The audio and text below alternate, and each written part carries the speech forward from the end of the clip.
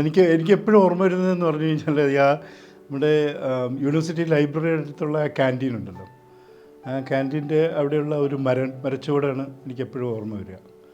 അപ്പോൾ വളരെ സജീവമായിട്ടുള്ള ചർച്ചകളും ഒക്കെ നടത്തുന്ന, അപ്പം ഒരു സംഘമായിട്ട് അവിടെ കൂടാറുണ്ട്.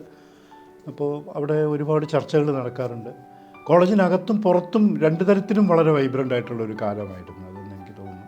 ഇപ്പോൾ പി കെ ബാലകൃഷ്ണനെ പോലുള്ള ആൾക്കാർ എനിക്ക് വളരെ അടുത്ത് പരിചയപ്പെട്ടത്. ഇപ്പോൾ പി കെ ബാലകൃഷ്ണനോട് യൂണിവേഴ്സിറ്റിയിൽ പഠിപ്പിക്കാത്ത ആളാണ്, മനസ്സിലായില്ലേ. അപ്പോൾ അതുപോലെ തന്നെ നരേന്ദ്രപ്രസാദ്, പിന്നെ അതായത് ഈ സർവകലാശാലയ്ക്ക് അകത്തും പുറത്തും വ്യക്തികൾ ഉണ്ടായിരുന്നു. ആ വ്യക്തികളെല്ലാം തന്നെ വളരെ ഇൻസ്പയറിംഗ് ആയിട്ടുള്ള ആൾക്കാരുണ്ടായിരുന്നു. അപ്പുറത്ത് മലയാളം ഡിപ്പാർട്ട്മെൻറ്റിൽ അലിയാർ സാറുണ്ട്, പിന്നെ V P Shivakumar, D Vinendran സാറുണ്ടായിരുന്നു.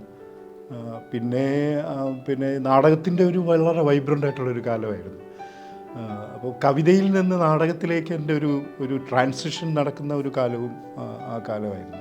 വീണ്ടും ഞാൻ ആ കാലത്തിൻ്റെ ഒരു സ്പന്ദനം എന്തായിരുന്നു, അല്ലെങ്കിൽ ആ കാലത്തിൻ്റെ ഒരു അനുഭവത്തിൻ്റെ തലം എന്തായിരുന്നു എന്നുള്ളതാണ് ഞാൻ വീണ്ടും ഇപ്പോഴും ആലോചിക്കുന്നത്. അത് രണ്ട് തരത്തിലാണ് എനിക്ക് തോന്നിയിട്ടുള്ളത്. ഒന്ന്, വളരെയധികം ചെറുപ്പക്കാർ തന്നെ, അതായത് ഞങ്ങളുടെ ആ ഒരു ജനറേഷൻ തന്നെ രണ്ട് തരത്തിലാണ് കണ്ടിട്ടുള്ളതെന്ന് എനിക്ക് തോന്നുന്നു ഇപ്പോൾ ആലോചിക്കുമ്പോൾ.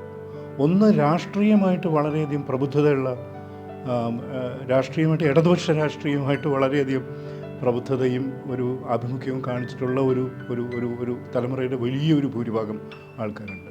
ഇപ്പോൾ ദേശാഭിമാനി സ്റ്റഡി സർക്കിളും പി ജി ആ ഒരു ആ തരത്തിലുള്ള യുവാക്കളെ സ്വാധീനിച്ചത് വളരെ വലിയ സ്വാധീനമായിരുന്നു, പി ജിയുടെ സ്വാധീനം.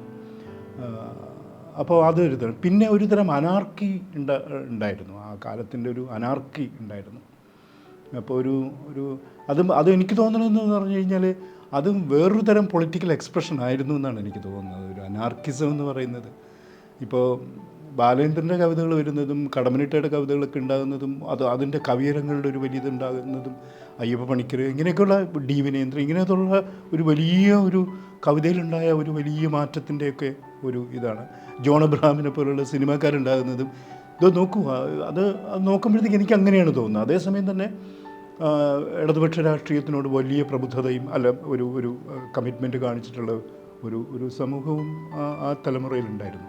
എനിക്ക് തോന്നുന്നത് ഈ രാഷ്ട്രീയമായിട്ടുള്ള ബോധത്തിൻ്റെ രണ്ട് തരത്തിലുള്ള എക്സ്പ്രഷനായിട്ടാണ് ഞാൻ ഈ അരാജകത്വത്തിനെയും അനാർക്കിയെയും ഒരു പൊളിറ്റിക്കൽ കമ്മിറ്റ്മെൻറ്റിനെയും കാണുന്നത്. വ്യക്തികൾ വളരെ ഉജ്ജ്വലമായ ഒരു നക്ഷത്രങ്ങൾ പോലെ തിളങ്ങി നിന്ന ഒരു കാലമാണ്.